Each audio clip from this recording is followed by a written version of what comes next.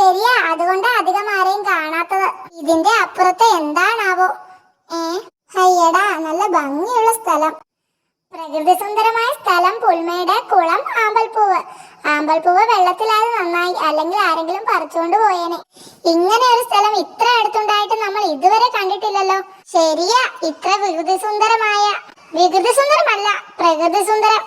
ഈ പുൽമേട്ടിൽ ഇങ്ങനെ കിടന്നുരുളാൻ എന്ത് രസം. ഹായ്, ഞാനും ഉരുളാം. പുല്ല് നല്ല സോഫ്റ്റ് ആയതുകൊണ്ട് ചാടി കളിക്കാം. ഞാനും ചാടാം. ഹാവു, തളർന്നു. നോ പ്രോബ്ലം, കുളമുണ്ടല്ലോ, വെള്ളം കുടിക്കാം. എടോ, ഒരു ഐഡിയ. പിന്നെയും പുല്ലിൽ ഉരുളാമെന്നല്ലേ? അല്ല, ഇവിടേക്ക് വിനോദസഞ്ചാരത്തിന് എല്ലാവരെയും എത്തിക്കണം. വിനോദ എന്ന് വെച്ചാൽ ടൂറ് തന്നെ. ഈ സ്ഥലം കണ്ടുപിടിച്ചത് നമ്മളാണെന്ന് ഇവിടെ എഴുതി വെക്കാം. അപ്പോ നമുക്കൊരു പേരുമാവും. ശരിയാ, ഈ പേര് ബോറടിച്ചു. സൂത്രൻസ് പുൽമേട്. വരൂ, പുല്ലിൽ ഉരുണ്ട് കളിക്കാം, ചാടി കളിക്കാം. ആദ്യം കടിയനെ വിളിച്ചോണ്ട് വരാം, ചുമ്മാ സന്തോഷിക്കാൻ. ഹിഹി.